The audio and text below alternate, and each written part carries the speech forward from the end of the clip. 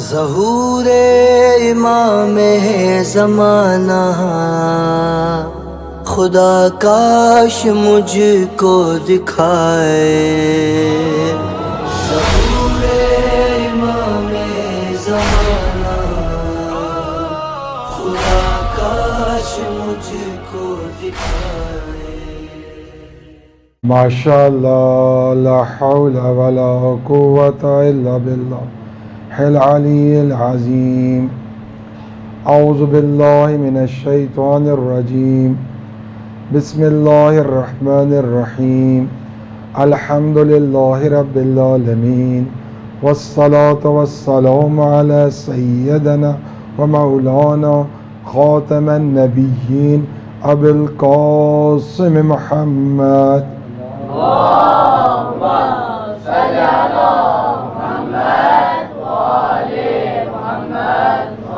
وعلى أهل بيته الطيبين الطاهرين ولعنة الله أعدائهم أجمعين من الآن إلى يوم الدين. أما بعد، فقد قال تبارك وتعالى في القرآن الكريم: بسم الله الرحمن الرحيم، والعصر إن الإنسان لفي خسر إلا الذين آمنوا وعملوا الصالحات وتواصوا بالحق وتواصوا بالحق وتواصوا بالصبر، صدق اللہ العلی العظیم۔ مل کے صلوات پڑھ لیں۔ اللہم صل علی محمد وآل محمد وعجل۔ خداوند متعال کا شکر بجا لاتے ہیں کہ اس نے ہمیں یہ توفیق دی کہ فیض شہزاں پر آئیں اور محل الحرام کی تیسری مجلس سے خطاب کر سکیں اور آپ جوانوں کے توسط سے ایک پیغام کو منتقل کر سکیں۔ ہم نے جیسا کہ پہلی مجالس میں بھی عرض کیا تھا کہ ہم کوشش کریں گے کہ ان ایام میں جب بھی یہاں پر مجلس کے لیے آئیں تو دست جمعی اجتماعی تلاوت کریں گے۔ ہم نے قرآن مجید کی انتہائی مختصر سورہ کا انتخاب کیا، وہ سورہ عصر، جو کہ 3 آیات پر مشتمل ہے۔ ہم نے پہلے دن اس کے پہلی آیت کیا تھی؟ والعصر۔ دوسرے دن ہم نے کون سی آیت پڑھی؟ ان الانسان خسر۔ آج ہم تیسری آیت کی طرف چلیں گے، الا الذین آمنوا وعملوا الصالحات وتواصوا بالصبر، صدق اللہ العلی۔ یعنی ہم نے پہلے مرحلے میں اس کا ترجمہ کیا اور پھر اس سے ایک نقطہ تفسیری آپ کے سامنے بیان کیا۔ اگر ہم اپنی اب تک کی مجالس کو سمرائز کریں تو ہم اپنی بحث کو سمجھ سکیں گے کہ پہلے دن ہم نے کہا کہ جب بھی واو قسمیہ آتا ہے تو کیا کر رہا ہے؟ پروردگار کوئی بہت امپورٹنٹ بات کرنا چاہ رہا ہے، یعنی خدا خود قسم کھا رہا ہے۔ اس کے بعد ہم نے کون سی دوسری آیت کی جب بات کی تو ہم نے آپ کو ایک واقعے کے ذریعے سے کل سمجھانا چاہے، کس کے بارے میں؟ خسارت کے بارے میں۔ اس کے لیے ایک مثال دی کہ جو اصل سرمایہ ہے وہ بھی ضائع ہو جائے تو اسے کیا کہتے ہیں؟ خسارت۔ اور انسان بھی اسی طرح کس کی طرف ہے؟ خسارت کی جانب۔ مگر وہ لوگ جو کیا لے آئے؟ ایمان لے آئے۔ اب ایمان والوں میں ہمارے سامنے جو اگزامپل ہے وہ اگزامپل کربلا والوں کی ہے۔ مجھ سے پہلے آغا صاحب بہترین انداز میں آپ کو یہ بتا رہے تھے کہ لوگوں نے امام کو دیکھا، امام کو پہچانا، لیکن ان کی معرفت نہیں رکھتے تھے۔ جب ہم بات کرتے ہیں، کیونکہ ہم نے اپنے اس گفتگو کا موضوع بھی جو قرار دیا تھا وہ کیا تھا کہ وہ افراد جنہوں نے کربلا میں صف آرائی کی، کس کے مخالف؟ سید الشہداء کے مخالف۔ اور ہم نے اس میں کل جو نقطہ آپ کے سامنے شیئر کیا تھا وہ کیا تھا کہ انہوں نے کیوں مولا کے سامنے کھڑے ہو گئے؟ اگر ہم تعداد نکالیں کہ مولا کی طرف تعداد کتنی ہے 72 کی، اور دوسری طرف تعداد کتنے ہے ہزاروں میں، اگر ہم اینالائز کریں تو ہمیں نظر آتا ہے کہ مولا کے ساتھ ان کے ساتھ بھی جو لوگ ہیں وہ کون لوگ ہیں؟ ان کے فیملی ممبرز ہیں، ان کے اپنے عزیز و اقربا ہیں، اور پھر ان کے کچھ اصحاب ہیں، پھر کچھ ان کے دوست ہیں۔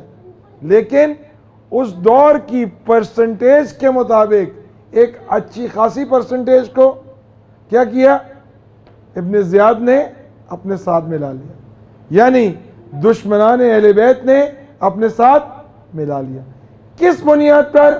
کیونکہ خدا سے کیا تھی؟ دوری تھی۔ کیا تھی؟ خدا سے۔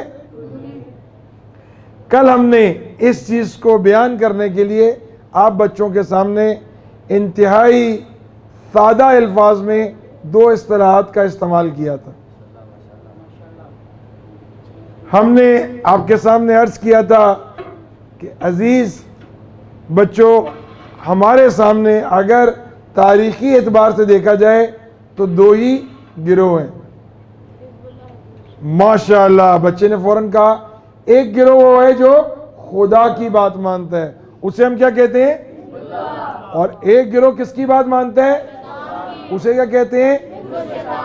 یعنی جب انسان خدا سے دوری اختیار کرے گا تو شیطان کہاں گھر کر لے گا؟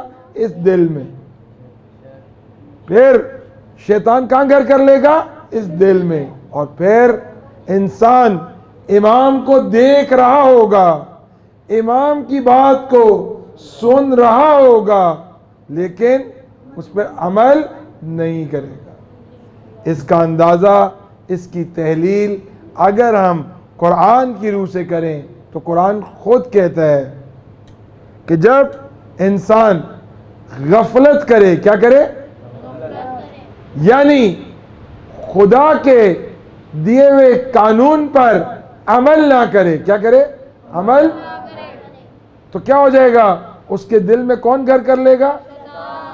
اور در حقیقت کربلا میں بھی جو سید الشہداء کے مقابلے میں آئے، ان کے دلوں میں کس نے گھر کر لیا؟ اب ہم نے اپنے سامنے کچھ بنیادی اصولوں کو رکھنا ہے، جن میں سے کل کچھ چیزوں کے بارے میں ہم نے آپ بچوں کو بتایا تھا، انہی کو لے کے آگے چلیں گے۔ ایک دفعہ مل کر صلوات پڑھ لیں۔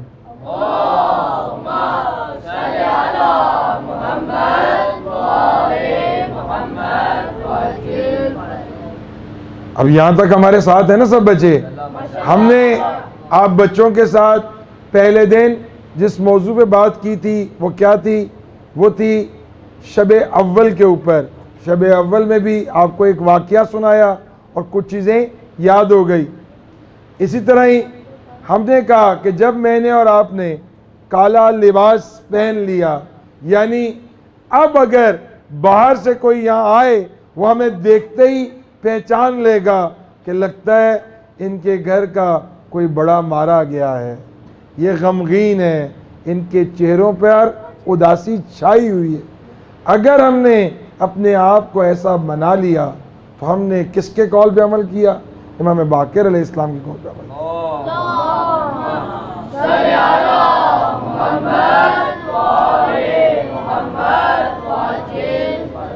اسی طرح ایک مشہور حدیث ہے جو ہم نے پچھلی بار آپ کے سامنے سنائی تھی، رسول خدا کی، حسین منی وانا من الحسین۔ اسی طرح ہی ایک اور معروف حدیث ہے کہ جنہوں نے سید الشہداء سے محبت کی، یعنی انہوں نے خدا سے محبت کی۔ خدا کرے کہ ہماری زندگی ایسی ہی ہو کہ ہم سید الشہداء سے محبت کریں، یعنی سید الشہداء سے محبت کرنا کیسا ہے؟ خدا سے محبت کرنا۔ ہم آپ بچوں کو جو بتا رہے تھے، ایک اہم نقطے کی طرف لے کے آئے تھے کہ 2 گروہ ہیں، ایک حزب اللہ اور ایک۔ اب آپ نے اور میں نے دیکھنا یہ ہے کہ اگر ہمیں پتہ چل جائے کہ شیطان کیسے کام کرتا ہے تو ہم کوشش کریں گے اپنے آپ کو ان کاموں سے بچا لیں۔ ہم نے کل کچھ ایگزامپلز دے کے بھی آپ کے سامنے پیش کی تھی باتیں.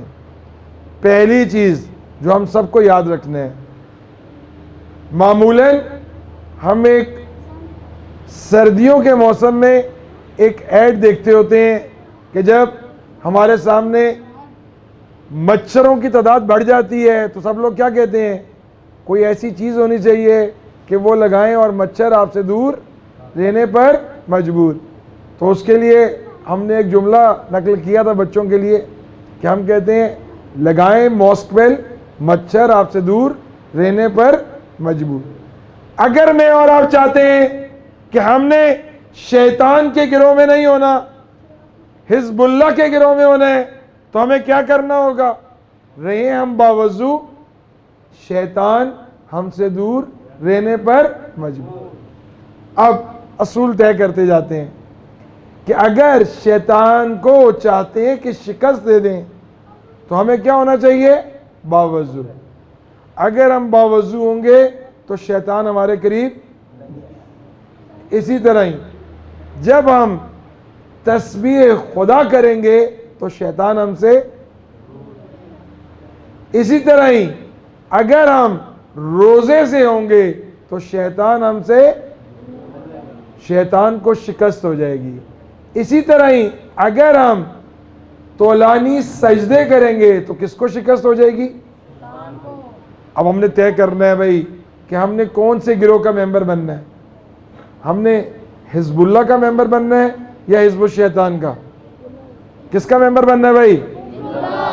اگر حزب اللہ کا ممبر بننا ہے تو ہم نے طے کر لینا ہے بھائی کہ وہ کون کون سے کام ہیں کہ جن سے شیطان خوش ہوتا ہے، تو ہم نے وہ کام نہیں کرنے. جب ہم وہ کام نہیں کریں گے تو شیطان کو کیا ہو جائے گا؟ شکست ملے گی. ابھی ہم نے آپ کے سامنے پوائنٹ آؤٹ کر کے فہرست وار چیزیں شیئر کرنا شروع کی. بہت سادہ سادہ مثالیں دی ہیں.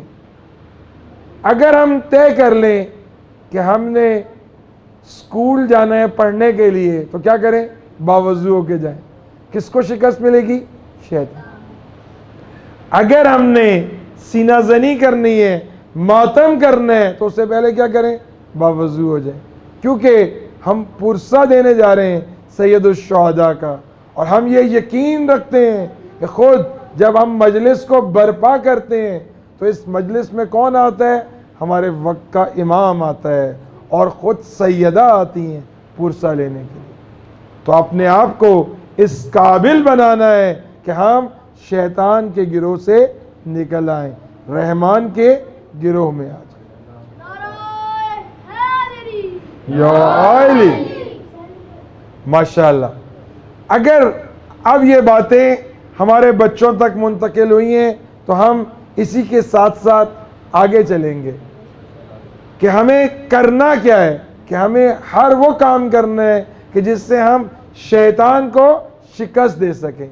جب ہم یا حق حیدر ماشاءاللہ، یہ ننھے منھے مجاہد جو بیٹھے ہوئے ہیں، یہ جو فرش عزا پہ آتے ہیں، یقیناً انہی کی دعاؤں کے صدقے پروردگار ہماری سب حاجتوں کو قبول بھی کرے گا اور ہمیں یہ توفیق دے گا کہ ہم اپنی زبان سے ایسے الفاظ جاری کریں کہ جس میں خوشنودی ہو ہمارے وقت کے امام کی، اور ہم ہر وہ قول کہیں، ہر وہ عمل کریں کہ جس سے زمینہ سازی ہو ظہور امام زمان علیہ السلام. مل کے صلوات پڑھ لیں.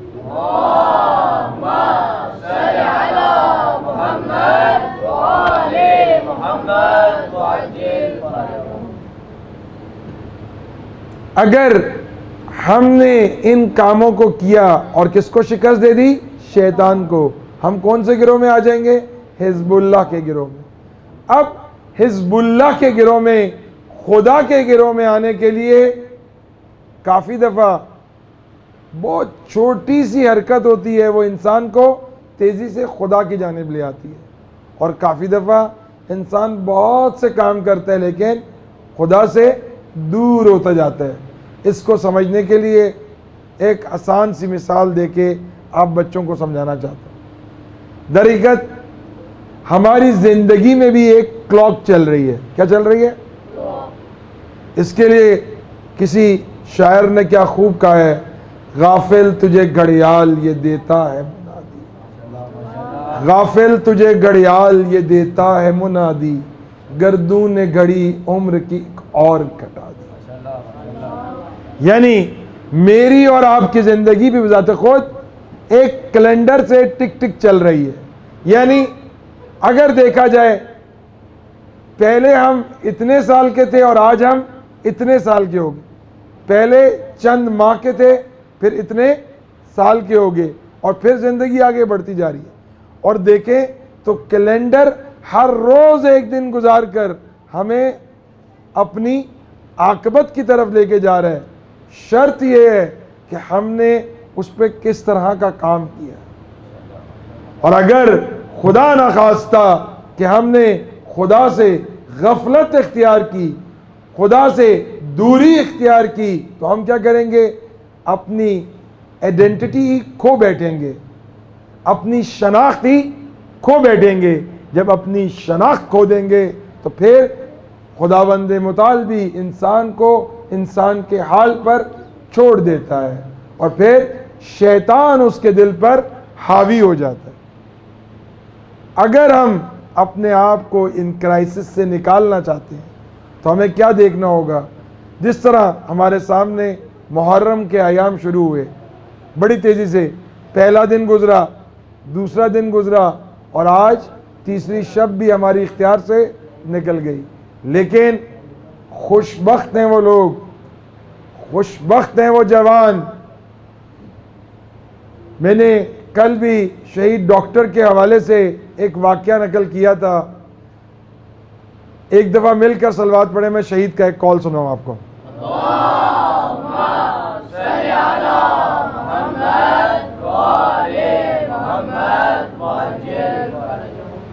شہید ڈاکٹر اپنے وصیت نامے میں لکھتے ہیں، خوش بختی ہے ان لوگوں کے لیے جو اپنے سے بہتر لوگوں کے درمیان پروان چڑھیں، اور بدبختی ہے ان لوگوں کے لیے جو اپنے سے کم ظرف لوگوں میں پروان چڑھیں اور اپنا مقام پیدا کریں. یہ شہداء در حقیقت ہماری رہنمائی کرتے ہیں. یہ خود کہاں پہ پہنچ چکے ہیں؟ لکا اللہ کی منزل پہ پہنچ چکے ہیں، اور یہ ہماری رہنمائی کرتے ہیں. اور ہم بھی کوشش کرتے ہیں کہ جب بھی آپ جوانوں کے درمیان بیٹھ کے مجلس پڑھیں یا کوئی پیغام منتقل کریں تو ان شہداء کی زندگی میں سے کوئی نہ کوئی ایک واقعہ نقل کرتے ہیں، جس سے ہمارے سامنے گزرے ہوئے واقعات سے ہم ایک روح لیں اور اپنے آپ کو دور حاضر کی کربلا میں حاضر کر لیں. آج سے پہلے ہم خاص و عام کے درمیان شہید کا ایک اور قول نقل کیا کرتے تھے. شہید کہتے ہیں، حق کی تلاش اور پہچان کے بعد ہاتھ پر ہاتھ رکھ کر بیٹھ جانا حق کی توہین ہے. پیارے بچوں، آج جب ہمیں درک ہو چکا ہے، ایام محرم آ چکے ہیں اور یہ تیزی سے گزر رہے ہیں، یعنی وہ لمحات جو ہم نے یہاں گزارنے ہیں، گزر تو وہ ویسے بھی جانے ہیں، لیکن اگر ہم اس کو شعوری بیداری کیفیت میں بیٹھ کے گزاریں اور اپنی بصیرت افزائی کر لیں تو یقیناً ہم کامیاب ہو جائیں گے.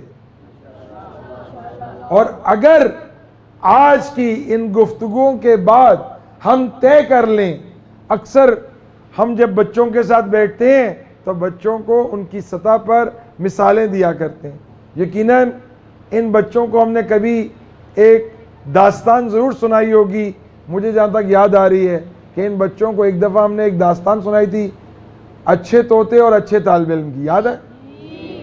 اگر ان مجالس میں بیٹھ کر ہم نے پڑھنے والے واعظین اور نوحہ خان سے جو نوحہ سنے اس کو یاد کریں اور اس پر عمل کریں تو ہماری مثال کیا ہوگی؟ اچھے طالب علم کی۔ اور اگر خدا نخواستہ ہماری زبان پر تکرار ہو نوحوں کا لیکن عمل میں تبدیلی نہ آئے تو ہماری مثال ایک اچھے طوطے کی ہوگی۔ اس دعا کے ساتھ کہ خدا بند متعال مجھے اور آپ کو توفیق دے کہ ان ایام میں اپنے آپ کو جب سید الشہداء سے قریب تر کریں تو ہر وہ عمل سر انجام دیں جو وہ چاہتے ہیں ہم سے۔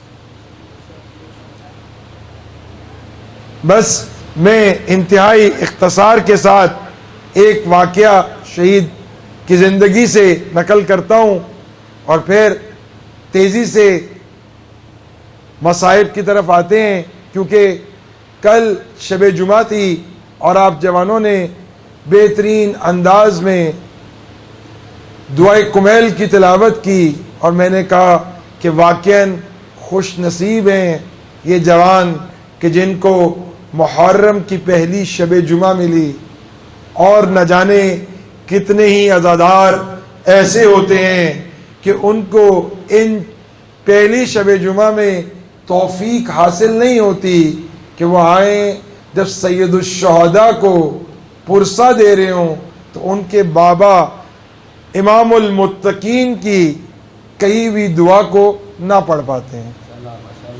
لیکن یہ وہ خوش نصیب جوان ہیں کہ جنہوں نے شب جمعہ میں دعائے کمیل پڑھی اور اس کا ترجمہ بھی پڑھا۔ درحقیقت یہ دعا طریقہ کار ہے کہ کس انداز میں میرا مولا اپنے پروردگار سے گفتگو کرتا ہے۔ آج اگر ہم چاہتے ہیں کہ شیطان ہمارے دل میں گھر نہ کرے تو ہمیں کیا کرنا ہوگا؟ اپنے خدا سے دوستی کرنی ہوگی۔ خدا سے دوستی کیسے کرنی ہے؟ اس کے لیے ایک چھوٹا سا واقعہ اور اسی پہ آپ کی زحمات کو تمام کرتا ہوں۔ ابھی ہم نے ایک نعرہ لگایا اور سب بچوں نے جواب دیا بڑے احسن انداز سے۔ اگر چاہیں تو میں دوبارہ ایک دفعہ لگاتا ہوں، آپ سب جواب دیں گے۔ نعرہ حیدری۔ میں آپ کو ایک واقعہ نقل کرنا چاہتا ہوں رسول خدا صلی اللہ علیہ وآلہ وسلم کی زندگی۔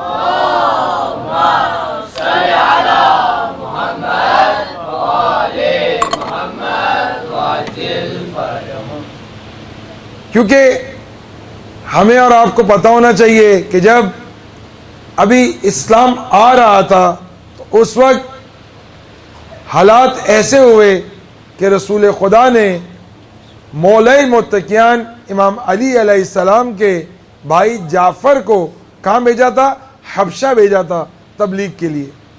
میں اس کا ایک واقعہ نقل کرنا چاہ رہا ہوں اپنے جوانوں کے لیے، کیونکہ کل جب ان جوانوں کو اتنے اخلاص کے ساتھ شب جمعہ میں دعائے کمیل پڑھتے ہوئے دیکھی تو دعا رہی پروردگار ان احباب کو سلامتی عطا کر کہ جو ان کی اتنے احسن انداز میں تربیت کر رہے ہیں، ان بچوں کے اندر بچپن میں دعاؤں کا ذوق ڈال رہے ہیں۔ کیونکہ جب رسول خدا نے حبشہ کی طرف کس کو بھیجا؟ امام علی علیہ السلام کے بھائی جعفر کو۔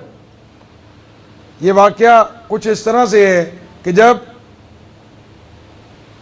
خیبر فتح ہوا، تاریخی واقعہ ہے، اب مجھے خیبر نہیں پڑھنا یہاں پر کیونکہ میں امید کرتا ہوں کہ میرے بچوں کو خیبر پورا یاد ہے کہ خیبر میں میرے رسول نے کیا کہا تھا کہ آج علم اس کے ہاتھ میں دوں گا جو خدا کو زیادہ چاہتا ہوگا، اور خدا یعنی خود مولائے متقیان امام علی علیہ السلام کے ہاتھ میں اس دن علم دیا اور مسلمانوں کو عظیم ترین فتح نصیب ہوئی۔ اس وقت کا ایک واقعہ نقل کر رہا ہوں اپنے جوانوں کے لیے۔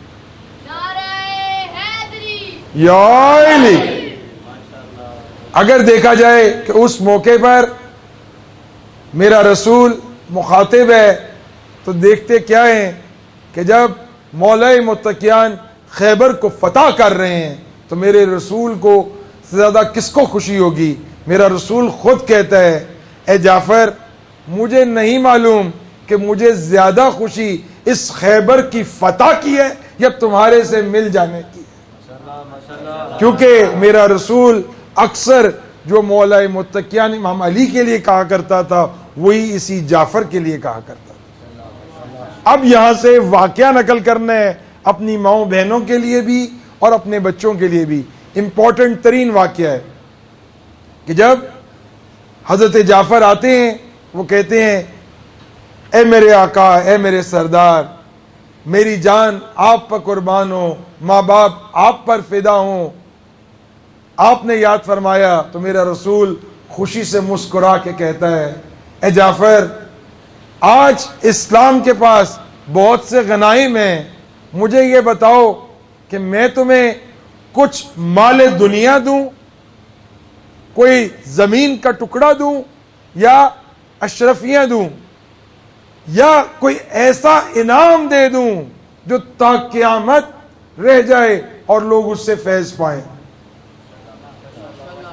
کیونکہ وہ بھی کس کے بھائی ہیں؟ مولا متقیان کے۔ وہ کہتے ہیں اے رسول خدا میں چاہتا ہوں آپ مجھے سب سے قیمتی ترین تحفہ نماز دے دیں۔ آج آپ بچے اگر مفاتی اٹھا کے دیکھیں گے تو اس میں ایک نماز ہے جس کو آج نماز جعفر طیار کے طور پر یاد کیا جاتا ہے۔ یہ وہ انعام ہے کہ جو میرے رسول نے فتح خیبر کے موقع پر کس کو عطا کی؟ حضرت جعفر۔ وہ آج نماز جعفر طیار ہے۔ تو میرا دل کیا کہ میں اس شب میں، کیونکہ پچھلی شب جمعہ جس طریقے سے ان کو مناجات میں آگے دیکھا تو میرا دل کیا ان جوانوں کو اس کی تاکید کریں۔ بہت مختصر سے نماز ہے، اگر موقع لگے عرفاء اور علماء یہ کہتے ہیں کہ جب ہم کسی انتہائی مشکل میں پھنس جاتے ہیں تو اس نماز کے ذریعے سے اپنے خدا سے مدد مانگتے ہیں اور پروردگار ہماری مدد فرماتا ہے۔ یقیناً آج روز جمعہ ہے اور جمعہ کون سا دن ہے؟ ہر دن ہر چیزوں میں ایک سردار ہوتا ہے۔ عام بچوں کو سمجھانے کے لیے کریں تو تمام دنوں کا سردار کون ہے؟ جمعہ۔ اور محرم الحرام کا پہلا جمعہ ہو تو اس جمعے کو عالمی یوم علی اصغر کے طور پہ منایا جاتا ہے۔ محرم الحرام کا پہلا جمعہ جس کو کس طور پہ منایا جاتا ہے؟ عالمی یوم علی اصغر کے طور پہ۔ اس سے پہلے کہ میں میدان کربلا کی جانب چلوں اس سے پہلے ایک چھوٹا سا نقطہ اور اپنے بچوں کی سماعتوں کی طرف کرنا چاہوں گا۔ اگر ہم جس طرح پہلی مجلس میں آپ کے سامنے بیان کیا تھا کہ اسلامی سال کا آغاز محرم سے ہوتا ہے تو اسلام کے اندر 4 مہینے ایسے ہیں جن کو کہا جاتا ہے یہ مہینے کیا ہیں؟ حرام ہیں۔ کون کون سے مہینے ہیں؟ محرم، ذیقعد، ذی الحج اور رجب۔ سفر نہیں ہے اس میں۔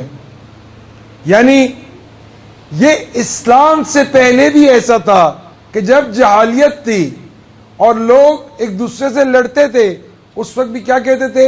ان 4 مہینوں میں جنگ نہیں کرتے، ان 4 مہینوں میں جنگ۔ تو دیکھیں کیسا ظلم ہوا کہ مسلمانوں نے کیا کیا۔ اگر میں آپ لوگوں سے پوچھوں تو آپ بچے بھی کہیں گے بھائی اگر ایسا ڈیفائن تھا تو اس کو اور سادہ لفظوں میں پہلے سمجھانے کے لیے، خدا نہ خواستہ اگر ان حرام مہینوں کے اندر ہم سے کسی کے حق میں کوئی جفا ہو جائے، مثلا میں ایک اور سادہ مثال دے کے سمجھانا چاہتا ہوں کہ مثلا میرا اور ایک اور بندے کا آپس میں جھگڑا ہو جائے اور میں کیا کروں، ایک دفعہ اپنے ہاتھ سے اسے ماروں یہاں تک کہ اس کا کوئی اعضاء ڈیمیج ہو جائے. اس وقت میں جو حرام مہینے ہیں اس میں جو مجھے دیت دینی پڑے گی وہ 2 برابر دینی پڑے گی، کیونکہ اس میں جنگ کرنا کیا ہے؟ حرام ہے. اب ذرا دیکھیں کہ یہ کب تھا؟ اسلام سے پہلے کے قوانین تھے. اسلام کے آنے کے بعد ہر قانون چینج نہیں ہوا، وہ قانون جو اس دور میں اچھے تھے وہ اس دور میں بھی رہے. جس میں سے ایک اور سادہ مثال کیا ہے کہ جب خدا کرے کہ ہم بھی جائیں خانہ خدا کو دیکھیں، عمرہ کریں، جب اس میں طواف کرتے ہیں تو کیا کرتے ہیں؟ 7 چکر لگاتے ہیں. یہ بھی طریقہ کار اسلام سے پہلے کا ہے. یعنی بہت سی چیزیں ایسی ہیں وہ چینج نہیں ہوئی. یعنی اگر دیکھا جائے تو اس امت نے کیا کیا کہ یہ مہینہ کیا تھا؟ جنگ کے لیے کیا تھا؟ حرام. یعنی اس مہینے کے اندر کس کے سامنے آگے؟ سید الشہداء کے سامنے آگے. اپنی آنکھوں کو، اپنے اذہان کو تیزی سے کربلا کی جانب لے چلیں گے. جیسا کہ ہم نے اور آپ نے شہید رہبر کی زندگی میں بھی دیکھا کہ شہید رہبر اپنی زندگی کے اندر حتی الامکان کوشش کرتے تھے عزاداری سید الشہداء کو برپا کرتے تھے اور تشویق دلاتے تھے کہ اس کو برپا کیا جائے. اگر اس کو ہم سمجھنا چاہیں تو اس انداز میں سمجھنا ہوگا کہ خود میں نے پہلی گفتگو میں خمینی بت شکن امام خمینی رضوان اللہ کا، ان کے جماران حسینیہ کا ایک جملہ نقل کیا تھا. محرم اور سفر وہ مہینے ہیں جنہوں نے اسلام کو زندہ رکھا. اسی کے ساتھ امام خمینی رضوان اللہ نے کہا عزاداری سید الشہداء ہماری شہرگ حیات ہے. عزاداری ہماری کیا ہے؟ شہرگ حیات ہے. آئیں تھوڑی دیر کے لیے اپنے آپ کو اس سرزمین پر لے چلیں کہ جس میں کون آیا ہے؟ وہ آیا ہے کہ جس کا بچپنا گواہی دیتا ہے تمام مسلمانوں کو. معروف واقعہ ہے کہ میرا رسول مدینے کے منبر پر گفتگو کر رہا ہے اور دیکھتا کیا ہے کہ وہاں سے حسین آ رہے ہیں اور پاؤں اڑ جاتا ہے. میرا رسول خطبہ چھوڑ دیتا ہے، حسین کو گلے سے لگا. آؤ تھوڑی دیر کے لیے تاریخ کے اوراق کو پلٹائیں اور اپنے آپ کو اس سرزمین کربلا پہ لے چلیں کہ جہاں پر آج خیمہ حسینی لگ چکے ہیں. جیسا کہ کل ہم نے کہا تھا کہ آئیں اپنی عزاداری کو اس انداز میں برپا کریں کہ آج پھر کوئی ہو رہا ہے اور پھر خیمہ حسینی میں شامل ہو جائے. آج کے دن کو جب عالمی یوم علی اصغر کہا جاتا ہے تو میری مراد اس کربلا کے ششمائے مجاہد کے ساتھ تجدید عہد کرنا ہے. تاریخ گواہ ہے کہ جس دن کو ہم عالمی یوم علی اصغر کے طور پہ بناتے ہیں، نہ جانے کتنی ہی ماؤں نے آج کی شب میں التماس دعا کہا ہوگا کہ وہ گودیاں جو آج تک بھری نہیں ہیں، پروردگار تجھے آج کی شب میں اس باب الحوائج کا واسطہ دیتے ہیں کہ جس باب الحوائج کا واسطہ تو کبھی رد نہیں کرتا.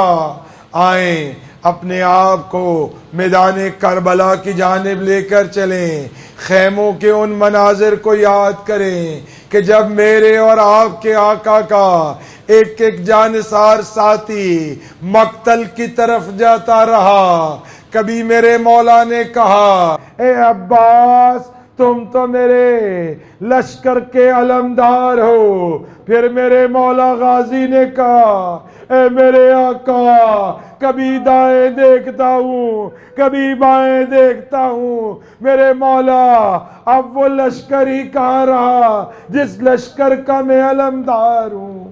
یقیناً ایک موقع ایسا آیا کہ جب میرے مولا نے استغاثہ بلند کیا، استغاثے کا بلند ہونا تھا کہ جھولے میں ننھا سا علی اصغر تڑپ کر رہ گیا، اور پھر جب خیموں میں بلایا گیا ننھا علی اصغر میدان کے لیے آمادہ ہوا۔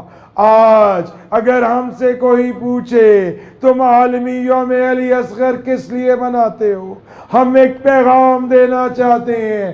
آؤ دیکھو تاریخ کربلا کو، یہ واقعات نہیں ہیں، ایک وہ ننھا مجاہد جس کی سے نبی ششمہ ہے، نہ بول سکتا ہے، نہ تلوار اٹھا سکتا ہے، نہ زین پہن سکتا ہے، لیکن یہ ایسا فاتح کربلا ہے۔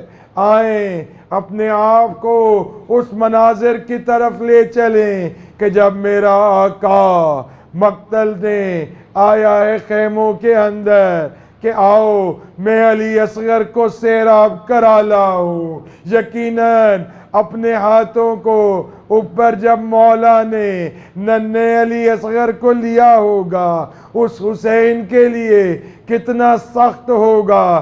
میرا مولا جب اس خیمے سے باہر آیا میدان کی جانب، جب میرا مولا میدان کی جانب قدم بڑھانے لگا، اشقیاء کی فوج میں کوئی ایک دوسرے کو دیکھتا تھا اور کہتا تھا کہ لگتا ہے حسین تھک گیا ہے، اس کی آغوش میں جیسے کوئی غلاف میں لپٹا ہوا قرآن آتا ہے۔